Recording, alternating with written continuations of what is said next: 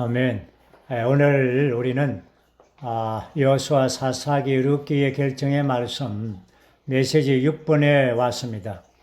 메시지 6번은 사사기의 이러한 결정의 말씀이죠. 우리가 함께 이 제목을 선포하겠습니다.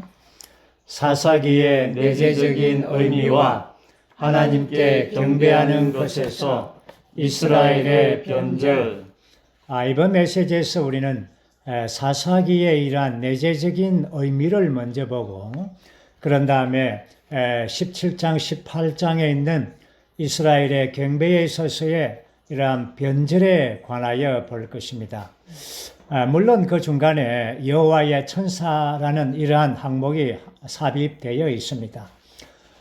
사사기는 우리가 아는 것처럼 여호수아가 이제 죽은 다음에 이스라엘은 전체 하나님을 이러한 버리는 우상 숭배하는 이러한 광경 안으로 떨어졌죠. 그리고 하나님의 이러한 징계가 그 위에 임하게 되죠.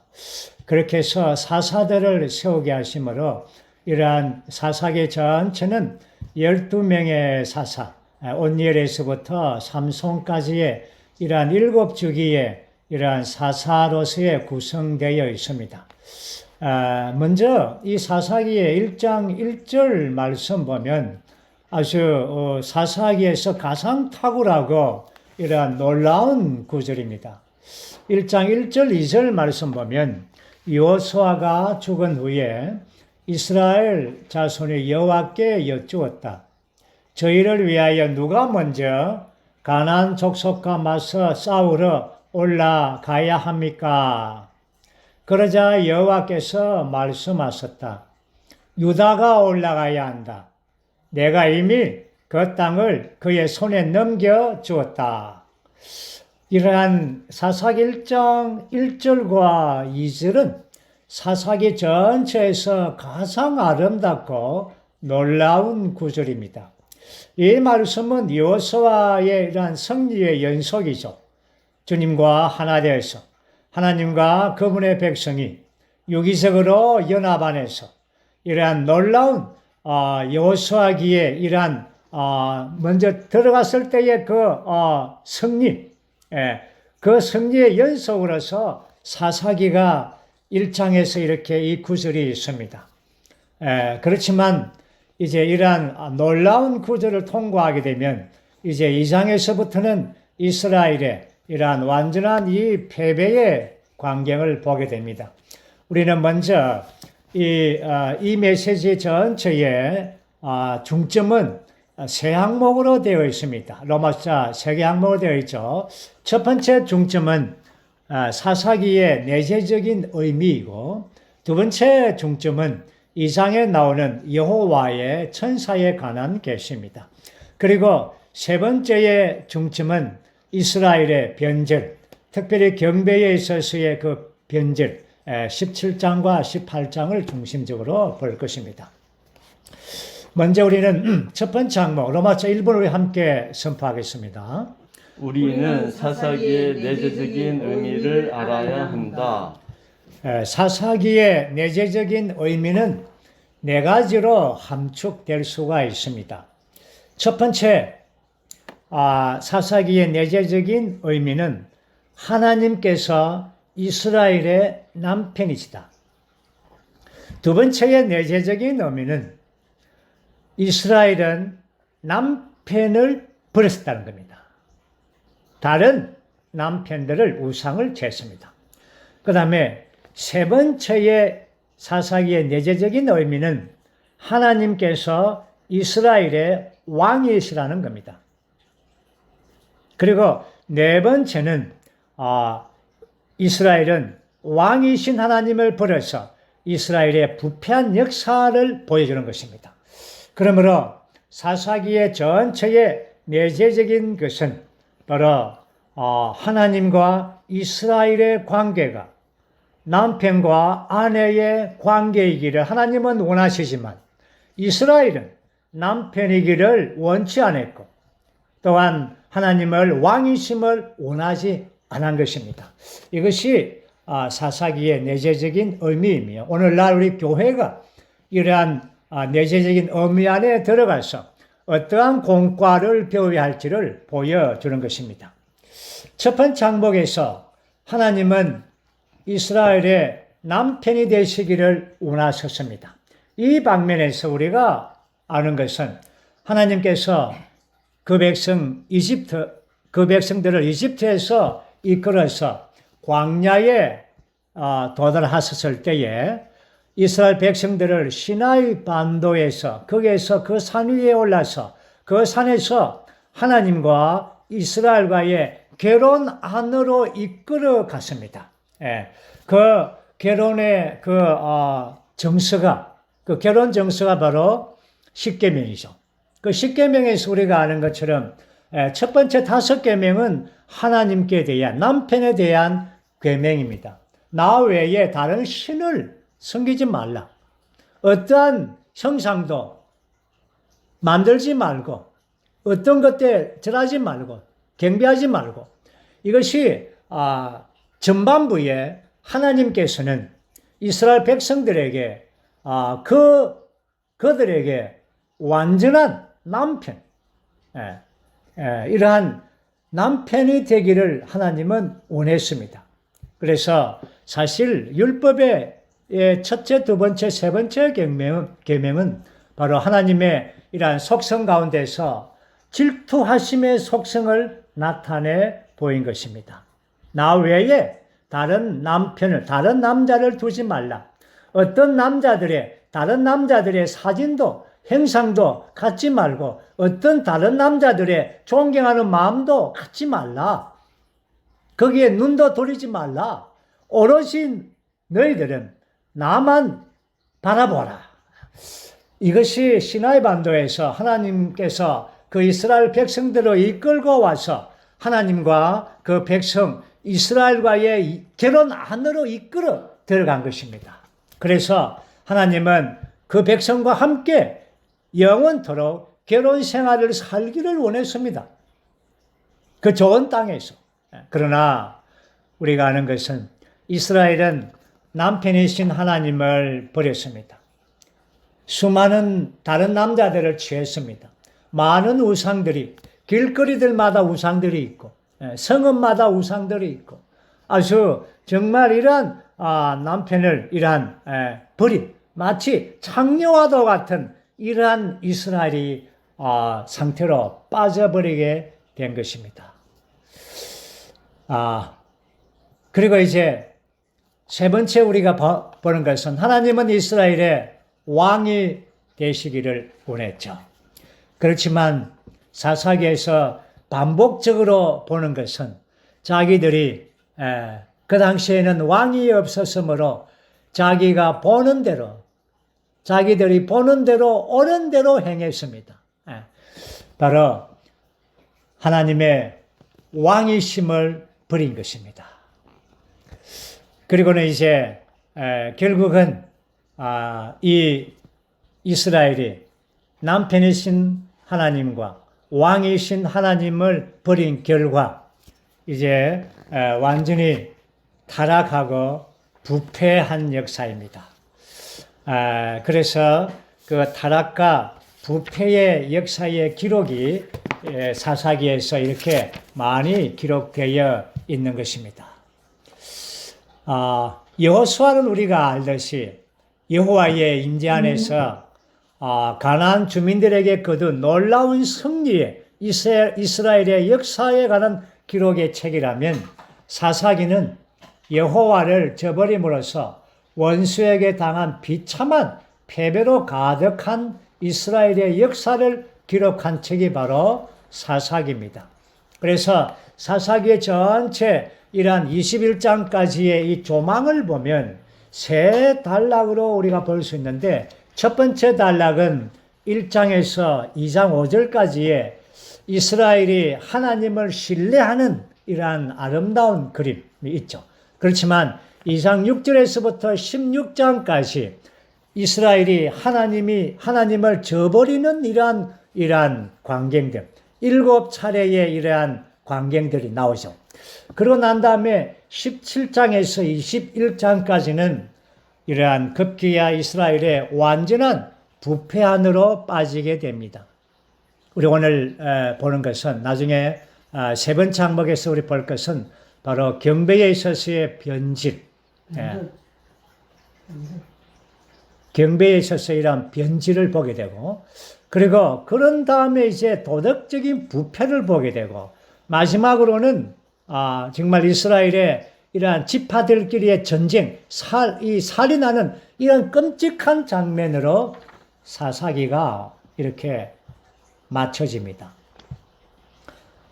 다시 한 번 더 말하면 이 사사기의 전체적인 내용은 이스라엘 자손 하나님을 신뢰하는 것과 저버리는 것과 그들의 원수들에게 패배당하고 또 고통 가운데에서 하나님께 회개하게 되고, 그러면 또 하나님께서 사사들을 일으켜서 그들을 통하여 그 백성을 구출해주고, 또한 그 사사가 죽으면 다시 타락하고, 이렇게 7차례가 반복되는 것이 사사기 전체의 우리가 내용인 것을 보았습니다.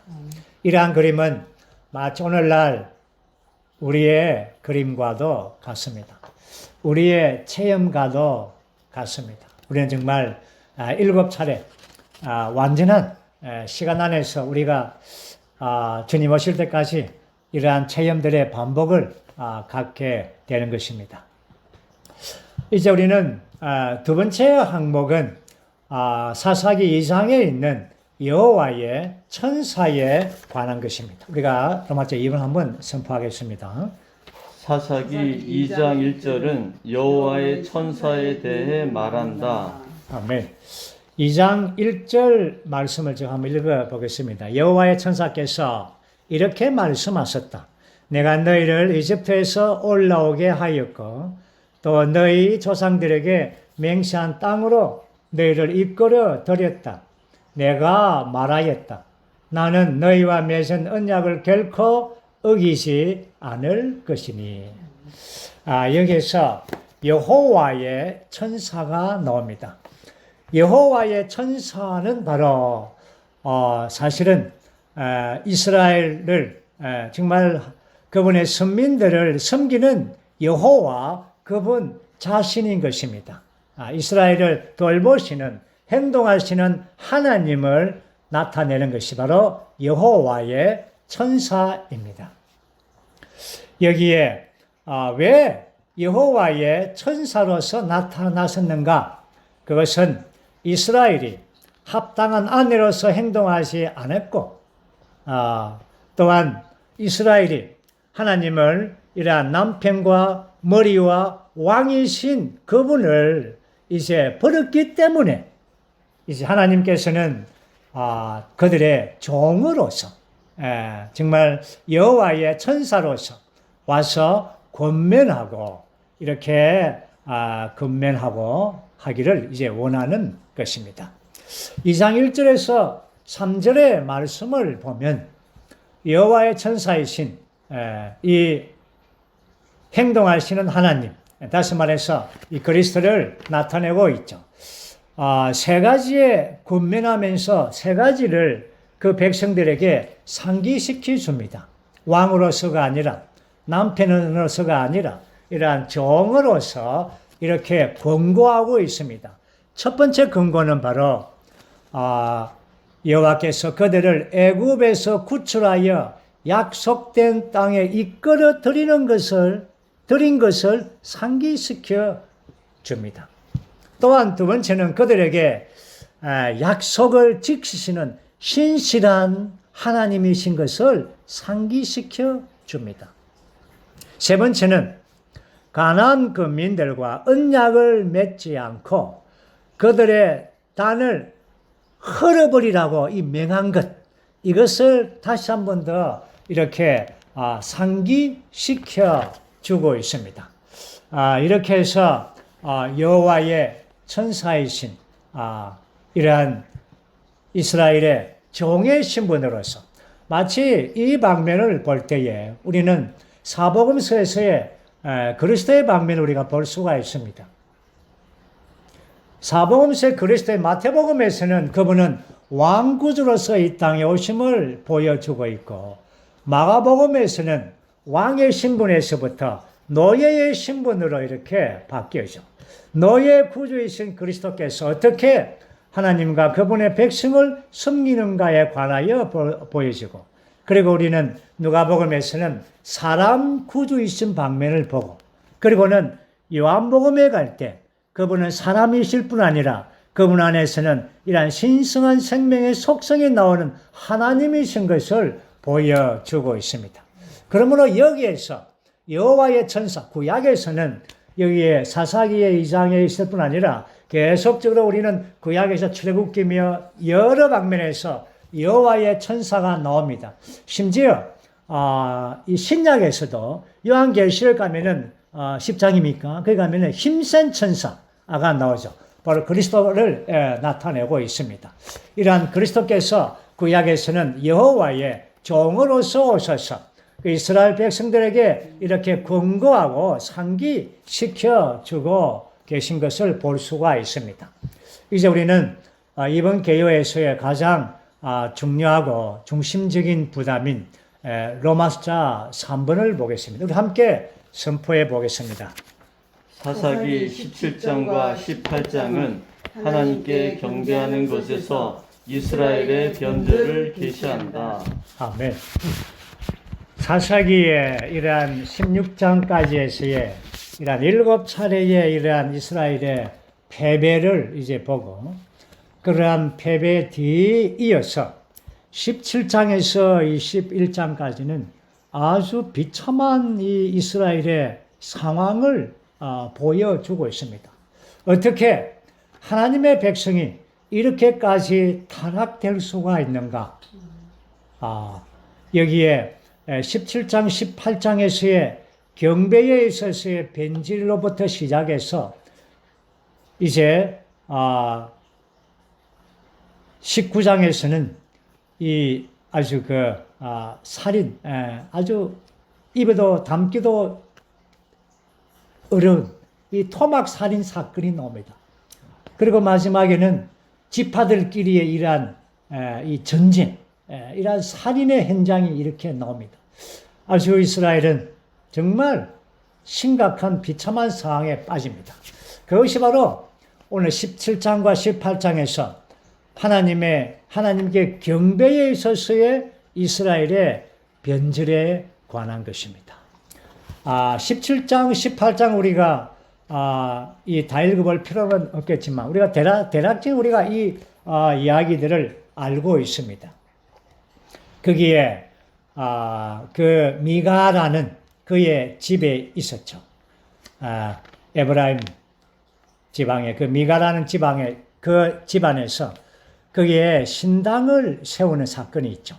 그의 어머니는 우상과 그 부어 만든 신상을 만들어서 여호와께 은을 바치고, 그리고 나서 미가는 신당을 만들고 에봇과 드라빔을 만들어서 그의 아들들 가운데 한 명을 제사장으로 세워서 이렇게 해서 거기에서 그 우상을 이렇게 숭배하는.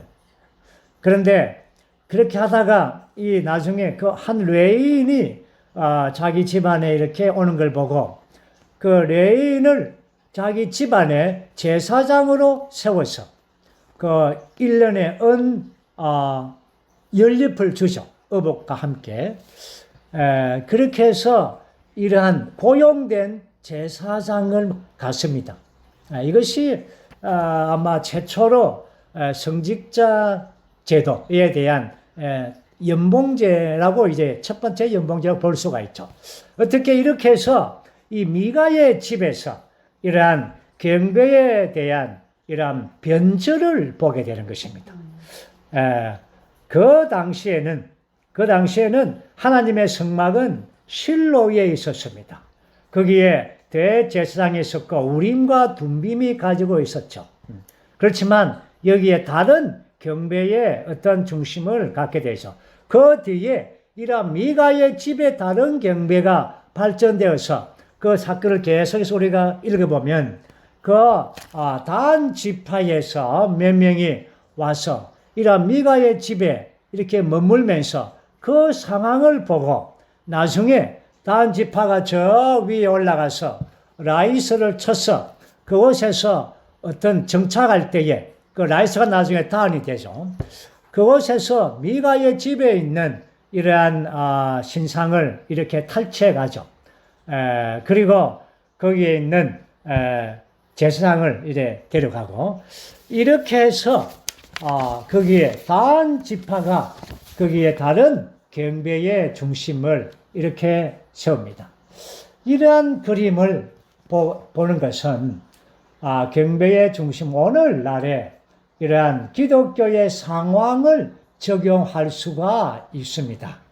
예배당을 마음대로 이렇게 세우고 또한 제사장 소위 말하는 이 성직자 목사 제도를 고용해서 연봉을 주게 되죠. 이러한 것들이 마치 이러한 미가의 집에 있는 이러한 경배의 이러한 혼동과 아주 일치하는 것입니다. 결국은 이러한 변절이 발전되어서 미가의 집에서의 경배에 대한 변질이 발전되어서 단 지파로 이렇게 발전되고 나중에는 단 지파에서부터 이러한 북이스라엘의 이러한 북이스라엘의 왕국으로 분열이 발전되게 되는 것입니다. 이것이 이 미가에 대한 집, 우리 사사기 17장과 18장에 대한 그림을 우리가 보는 것입니다. 우리가 여기서 한 가지 보는 것은 변절이 무엇인가라는 것입니다. 오늘 우리가 교회 안에서 오늘 이 시대에서 물론 초대 교회 안에서도 변절이 들어왔습니다. 다른 가르침을 통하여 변절이 들어왔죠. 오늘날에도 역시 마찬가지입니다. 변절이 무엇입니까? 쉽게 말해서 길에서 떠나는 것입니다. 하나님의 경륜의 길에서 떠나서 하나님의 길을 떠나서 다른 길을 취하는 것입니다. 이것이 변절입니다. 그런데 그들은 다른 길을 취하면서 소위 이러한 예수 그리스도의 이름 안에서 하나님을 경배한다는 구실을 가지고 있습니다. 이것이 바로 이러한 변절인 것입니다. 요한계시록에서 7교회를 볼 때에 두아디라 교회가 이러한 변절한 교회라고 말씀하고 있죠. 우리가 알듯이 하나님의 경륜은 하나님께서 그분 자신을 그분의 택하신 백성들 안으로 분배해 드리는 것입니다. 오늘 하나님의 길은 하나님의 경륜의 길이요. 그분 자신을 사람들 안으로 분배하는 길이요. 하나님의 백성들을 누릴 수 있는 누림의 길이요. 또한 누림을 통하여 생명 안에서 건축하는 건축의 길입니다. 이러한 길은 사도행전 9장에서 그 길이라고 말했죠. 사울이 예수 믿는 사람들을 박해할 때에 그 길에 속한 자라고 말했습니다. 그렇지만 그 길에 속하지 않은 이러한 변절, 이 변절은 바로 다른 길에 속한 것입니다. 이것이 오늘날 다시 한 번 더 말해서 많은 기독교의 상황과 일치한다고 제가 말했습니다. 물론 가톨릭 국교의 교파들 또 많은 독립단체들 이러한 단체들이 이러한 미가의 집들로 이렇게 표현될 수가 있습니다. 자, 여기에서 이제 우리가 이 세 번째 중점 이 항목에서 이 17장과 18장의 그림에서 여기에서 세 중요한 인물이 나옵니다. 그 세 인물이 뭡니까? 첫 번째는 미가이고 두 번째는 제사장입니다. 세 번째는 단 지파입니다. 이 세 인물이 아주 이 이스라엘의 이러한 경배에 대한 변절의 이 중심 인물이죠. 우리가 미가에 대해서는 우리가 먼저 보았습니다. 그 다음에 이 제사장, 이 타락한 제사장입니다. 이 제사장은 자기 집이 그게 지파가 레위 지파이죠. 제사장이니까. 그리고 자기의 집은 베들레헴에 있었습니다. 유다에 있었죠. 그런데 자기 집에 유다 그 베들레헴의 집에 벗어나서 거기에 에브라임 산지 미가의 집으로 이렇게 왔습니다. 왜 왔는가는 모르겠습니다. 방황하고. 이것은 바로 이 타락한 제사장은 첫 번째 이러한 타락된 제사장의 이 원칙은 바로 하나님의 제한을 벗어났다는 것입니다. 하나님께서 제한하고 안배하신 그의 위치, 유다에 있는 베들레헴이 그가 있어야 될 곳이죠. 그리고는 두 번째, 이 타락한 제사장의 두 번째 원칙은 바로 미가의 집에서 제사장으로 고용되었습니다. 연봉이 얼마나 했습니까? 은 10개. 그리고 음식과 옷을 제공해 주었습니다. 다시 말해서 숙식 제공, 연봉 은 연립입니다. 이렇게 해서 고용되었습니다. 원래 레위 지파는 이러한 사람에 의한 고용이 아닙니다. 우리가 알듯이 레위 지파는 하나님께서 정하신 원칙에 따라서 이러한 모든 12지파의 11조를 통하여 그들은 이러한 생활을 살고 그들의 위치에서 하나님을 성읍에서 하나님을 백성들을 섬기고 하나님을 섬기는 직책을 갖고 있는 자인데 이러한 타락한 제사장이 자기 위치를 떠나서 이렇게 제사장으로 개인적인 집안의 제사장으로 고용되었습니다. 세 번째는 이 타락한 제사장의 이러한 원칙을 보면은 그 다음에는 단 지파에 고용이 됩니다. 다시 말해서 이 타락한 제사장은 자기가 생각을 할 때에 나는 한 집안에 이러한 제사장으로 있다가 이제 단 지파의 제사장이 되었다. 더 나은 영적 성공을 가지고 왔다라고 생각을 할지 모르겠죠. 오늘날 이런 예가 합당할지 모르겠습니다만은 오늘 성직자 이 계급 제도에 있는 기독교 안에서도 이러한 목사님들은 연봉이 많은 곳을 이렇게 늘 관심하고 있죠. 큰 도시로 가기를 원하죠. 작은 도시에 있는 것보다 큰 도시를 가기를 원하는 것이죠. 왜냐하면 연봉도 많겠죠. 그렇게 해서 타락한 제사장은 이러한 미가의 집안에서부터 단 지파의 이러한 제사장으로 고용이 됩니다.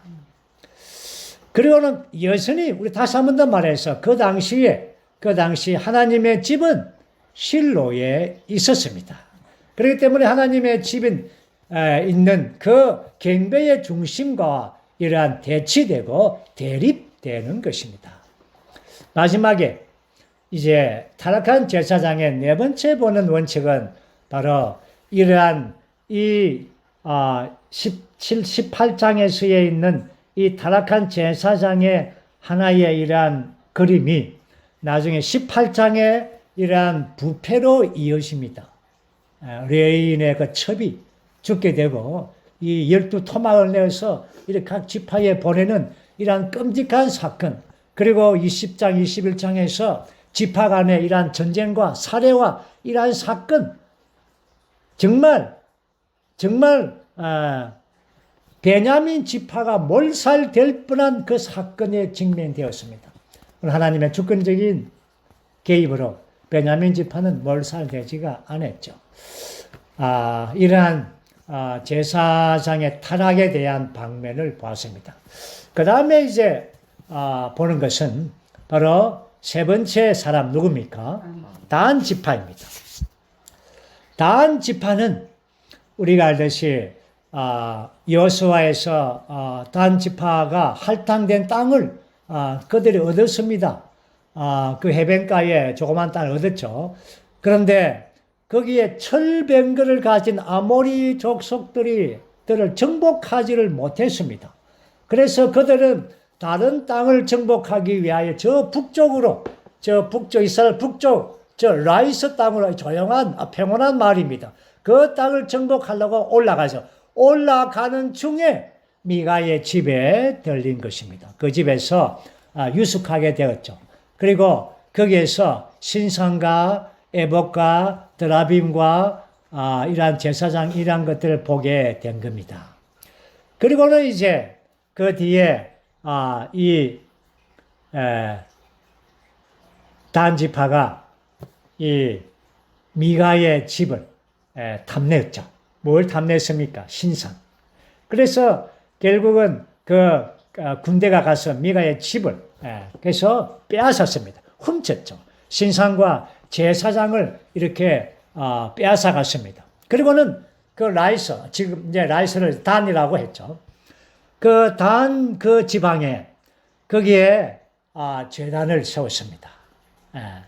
거기에 신상을 두고 그 고용된 제사장을 데리고 와서 단 지파에 제사장을 세웠습니다. 자, 이것이 단 지파가 행한 것입니다. 나중에 이러한 단 지파의 이러한 분열적인 요소가 이스라엘의 이러한 이 부왕국, 이스라엘의 이 여로보암의 왕부터 그 북쪽 이스라엘의 왕국의 이러한 경배의 이러한 중심이 단이 되어버렸습니다. 다시 말해서 이러한 베들레헴, 예루살렘에 있는 그 성전과 이렇게 경배가 이런 대결한, 대치된 이러한 경배의 혼란을 가지고 오게 된 것입니다. 우리가 이러한 방면을 볼 때 우리는 단 지파에 대해서 우리는 자기의 아버지 야곱의 예언과 또한 이스라엘의 인도자 모세의 예언에 대해서 단 지파에 대하여 우리가 볼 필요가 있습니다. 먼저 우리는 자기 아버지가 예언했죠. 창세기 49장에서 단은 길의 뱀이요 첩경의 독사라 말굽을 물어서 그 탄자로 뒤로 떨어지게 할 것이다. 이렇게 예언했습니다. 그리고 모세는 단 지파를 이렇게 예언했습니다. 신명기 33장에서 단은 바산에서 뛰어오는 사자 새끼로다. 오늘 이 두 예언이 바로 여기에서 성취된 것입니다. 사사기에서 성취됐죠. 먼저의 성취가 바로 모세의 예언이 먼저 성취되었습니다. 단이 뭐랬습니까? 바산에서 뛰어오는 새끼 사자로다. 젊은 사자. 그는 정말 젊은 사자로서 더 많은 땅을 싸우기 위하여 그는 북쪽으로 뛰어 올라갔습니다. 그리고는 거기에서 승리를 거두었습니다. 그리고 거기에서 이제 승리를 거두었습니다. 그리고 난 다음에 여기에 자기 아버지 야곱이 예언한 것처럼 나는 그 성공 후에 뱀, 즉 독사가 되어버렸습니다. 개인적이고 독립적이고 교만하게 행동을 해서 하나님의 집이 실로에 있는 동안에 단의 성 안에는 우상과 분열적인 경배의 중심을 세우고 고용된 제사장을 임명해서 그 제사장을 가지고 있었습니다. 이것은 바로 단은 뱀이었으며 말 발꿈치를 물어서 말의 탄자를 뒤로 떨어지게 했는데 이것이 바로 단이 가져온 이스라엘의 변절입니다. 이스라엘을 크게 걸림돌이 되게 한 것입니다. 오늘 우리가 이러한 그림을 볼 때에 교회의 역사상 많은 영적인 사람들이 단의 전철을 밟고 있다는 것을 우리가 알 수가 있습니다. 그들은 성공으로 말미암아 이러한 하나님의 경륜을 반대하게 되죠. 정말 하나님의 정하신 길을 전진하지 못하도록 하게 된 것입니다. 이렇게 해서 우리는 단 지파의 이러한 변질, 결국은 이러한 단 지파의 변질이지만 나중에는 우리가 알듯이 열왕기 상하로 이제 가게 되면 거기에 이스라엘의 10지파 전체가 첫 번째는 미가의 집안, 두 번째는 단 지파, 세 번째는 열 지파 전체가 휩싸이는 분열에 속하게 된 것입니다. 이렇게 해서 이러한 우리가 그림을 보았습니다. 이제 이 방면에서 우리는 신약에 와서 이 공과를 배울 필요가 있습니다. 바울 형제님도 이러한 디모데후서에서 아시아에 있는 모든 사람들이 나를 버렸다라고 말했습니다. 바울의 이러한 후기의 이러한 서신들은 대부분 다 변질된 상황에 대하여 이러한 예방접종의 말씀을 계속하셨죠. 그리고 베드로의 이러한 사역에서도 베드로 후서 2장 1절 말씀 보면 거기에서도 여전히 이러한 변질의 이 사건들을 볼 수가 있습니다. 많은 이러한 변질된 거짓 신원자들, 거짓 이러한 가르침들이 교회 안에 들어와서 교회 안의 사람들을 파멸시키고 있는 것입니다. 그럴 때에 이러한 바울과 베드로, 이러한 사도들의 이러한 건강한 가르침으로 통하여 교회를 보호하기를 원했습니다. 그래서 예방접종으로서 생명을 공급하고 신성한 계시를 계속적으로 다루고 있는 것입니다. 오늘날 우리 교회가 이 시대에서 여전히 이러한 변절된 다른 가르침을 이기기 위해서는 사도들의 건강한 가르침 안에 지속적으로 머물러 있어야 합니다. 1년 7차에 이러한 사역의 말씀에 늘 귀를 기울이고 이 말씀 안에서 우리가 생명이 자라고 또한 진리가 세워짐으로써 모든 변질을 이길 수가 있는 것입니다. 이제 우리가 마지막으로 F번을 선포하고 마치겠습니다.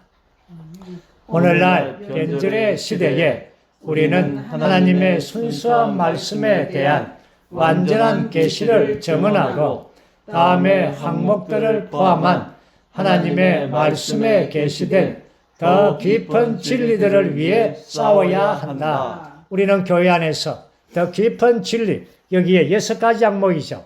하나님의 영원한 경륜에 관한 계시, 신성한 삼위일성에 관한 계시, 모든 것을 포함하신 그리스도의 인격과 일에 관한 계시, 완결되신 생명 주시는 영에 관한 계시, 하나님의 영원한 생명에 관한 계시, 그리고 마지막으로 그리스도의 몸인 하나님의 교회에 관한 계시에 대한 완전한 진리의 지식에 이르러서 오늘날 교회가 든든하게 건축되게 되기를 원합니다.